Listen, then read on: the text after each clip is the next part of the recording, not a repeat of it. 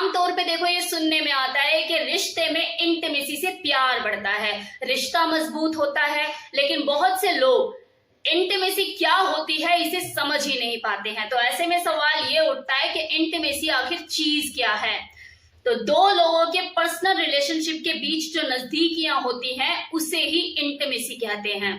और ये कोई एक दो दिन में डेवलप होने वाली चीज नहीं, इसमें सालों लगते हैं। जब दो लोग एक दूसरे से जुड़ते हैं, मिलना जुलना होता है, एक दूसरे का ख्याल रखते हैं, जब वो एक दूसरे को सहज फील कराते हैं, एक दूसरे का साथ उन्हें अच्छा लगता है, वो घंटों एक दूसरे के साथ रह सकते हैं, बात कर सकते हैं, तब जाके ये नजदीकियां दोनों में बढ़ती है और इसे ही इंटीमेसी कहते हैं, मतलब एक दूसरे के साथ जुड़ाव।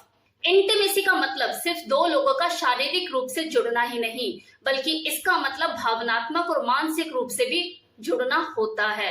लेकिन ज्यादातर लोग इसको सिर्फ एक ही चीज से तोलते हैं, फिजिकल रिलेशनशिप या फिर सेक्स। और देखिए, ऐसा भी जरूरी नहीं कि अगर आपके पार्टनर से आपको शारीरिक रूप से अपनापन मिल रहा है तो आपको भावनात्मक और मानसिक संतुष्टि भी उससे मिले। ये भावनात्मक जुड़ाव, ये अपनापन आपको किसी और से भी मिल सकता है, अपने किसी दोस्त के रूप में या किसी परिजन के रूप में। तो कहने का मतलब है कि अलग अलग लोगों के साथ अलग अलग तरह की इंटीमेसी डेवलप हो सकती है। इस इंटीमेसी के देखो विभिन्न प्रकार के रूप होते हैं, जैसे number 1 emotional intimacy. Emotional intimacy का मतलब होता है कि आप अपनी पर्सनल बातें किसी नजदीकी व्यक्ति के साथ शेयर करते हो, जो आप हर किसी के साथ शेयर करना पसंद नहीं करते। तो जिस व्यक्ति के साथ आप अपनी ये बातें शेयर करते हो, उसके साथ आपका एक इमोशनल कनेक्शन डेवलप हो जाता है। उस रिश्ते में आपको ये चिंता नहीं होती कि सामने वाला जो है आपको जज करना शुरू कर देगा या नापना तोलना शुरू कर देगा, क्योंकि आप असहज वहीं फील करते हो जहां पे आपको समझने की बजाय आपको जज किया जाता है, फिर वो सामने वाला चाहे आपकी वाइफ हो या फिर हस्बैंड। आपने देखो खुद भी इस चीज को नोटिस किया होगा, अक्सर ये बातें लाइफ में हो जाती हैं कि दो हस्बैंड एंड वाइफ हैं, शारीरिक रूप से तो एक दूसरे से जुड़ाव फील करते हैं, सारे काम उनके बीच में होते हैं रात के अंधेरे में, लेकिन दिन के उजाले में वो बिल्कुल भी एक दूसरे से भावनात्मक रूप से अटैचमेंट फील नहीं करते। वो मानसिक संतुलन उन दोनों का नहीं मैच करता। लेकिन वही इंसान बाहर किसी व्यक्ति से वो इमोशनल अटैचमेंट फील करता है। हाँ, वही व्यक्ति जो इस वक्त आपके दिमाग में चल रहा है, जिसे आप कोई भी बात बेझिझक खुले मन से बोल देते हो।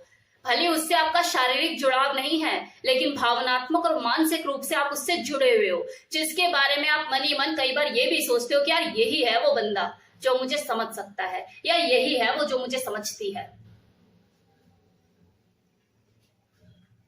आपका उससे शारीरिक लगाव नहीं है, लेकिन इमोशनली आप उससे अटैच्ड हो, इमोशनल इंटीमेसी आप दोनों के बीच में है।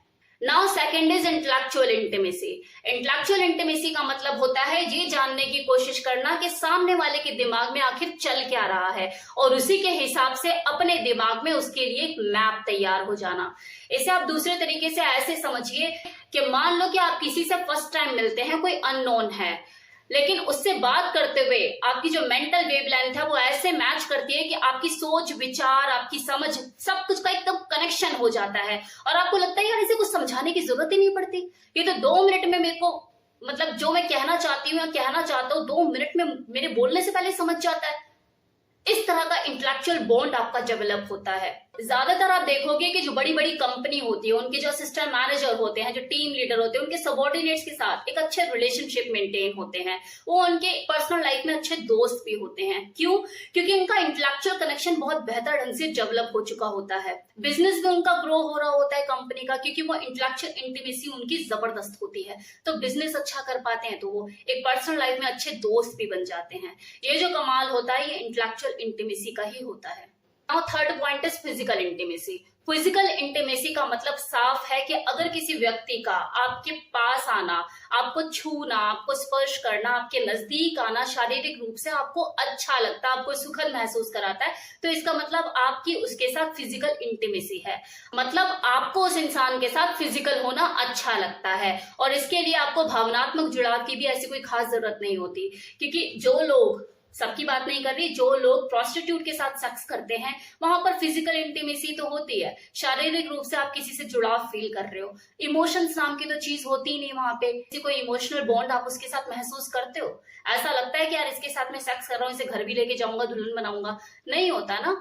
कॉल गर्ल जो होती है उसके साथ आप फिजिकल रिलेशनशिप मेंटेन करते हो, अभी किसी कैजुअल रिलेशनशिप में आप होते हो और उससे कोई ऐसा सीरियस इमोशनल बॉन्ड आपका नहीं होता, लेकिन आप उससे फिजिकल रिलेशनशिप बनाते हो, तो ये होता है फिजिकल इंटीमेसी।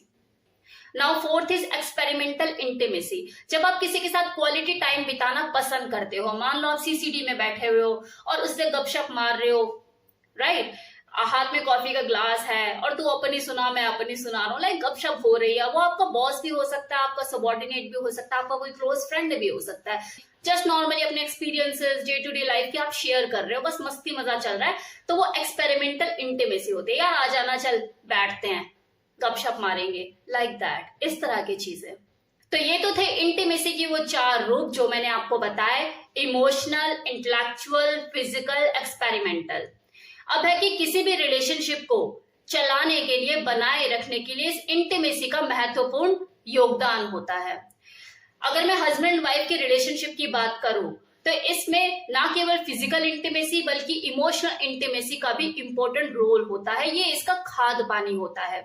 लेकिन होता क्या है कि जैसे जैसे 2 लोगों का रिश्ता पुराना होने लग जाता है, उनके बीच सिर्फ शारीरिक जुड़ाव ही रह जाता है, ये जो भावनात्मक रूप से जो जुड़ाव होता है वो कहीं खो जाता है, खत्म हो जाता है। अब आप ये कैसे पहचाने कि आपके रिश्ते में इंटीमेसी खत्म हो चुकी है?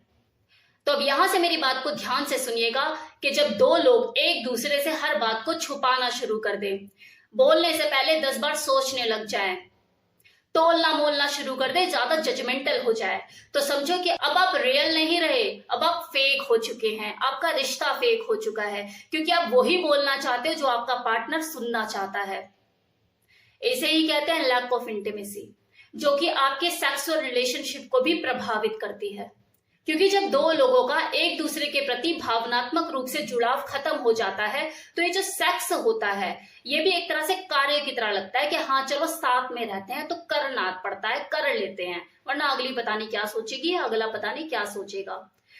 ये जो फील होती है ना, जो पहले कभी हुआ करती थी, वो भावनाएं जो बिना बताए बिना बोले सामने वाले तक पहुंच जाया करती थी, वो चीजें होना बंद हो जाती है। फिर अपने प्यार को, इमोशंस को दिखाने के लिए कि हाँ बस तू ही तू है, व्हाट्सएप स्टेटस का सहारा लिया जाता है, फेसबुक पर पिक्चर्स लगाई जाती है अपने इमोशंस को दिखाने के लिए, भले अंदर कुछ ना हो, बेड पर तो सब कुछ पता लग जाता है कि वो वाइब्रेशन जो है, पॉजिटिव वाइब्रेशन जो पहले दूसरे तक पहुंचा करती थी, उसका पता ही नहीं है, नामो निशान ही नहीं है, 10 मिनट के अंदर कहानी खत्म।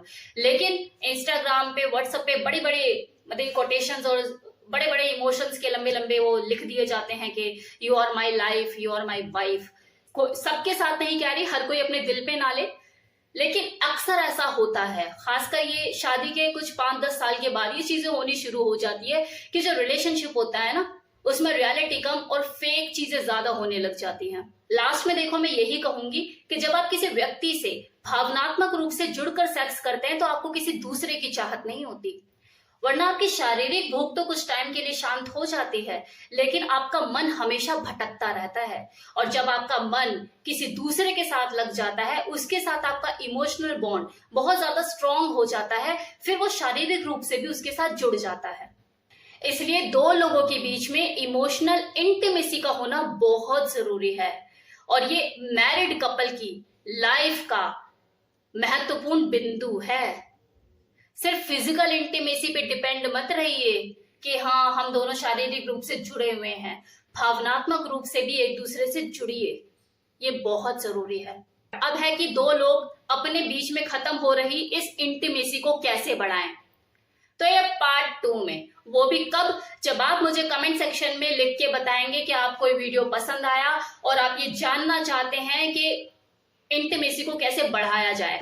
अदरवाइज फिर सब बेकार है, इतना लेक्चर दे दिया लेकिन लोगों को तो वीडियो पसंद ही नहीं आया। तो प्लीज मुझे बताइए कि वीडियो आपको कैसा लगा, और इसका अगर सेकंड पार्ट आप चाहते हैं कि मैं आपको बताऊं 2 लोग रिलेशनशिप में अपनी खोई हुई इमोशनल बॉन्ड को कैसे डेवलप कर सकते हैं दोबारा, फिर मैं बनाऊंगी वीडियो। ओके, तब तक के लिए टेक केयर, बाय बाय।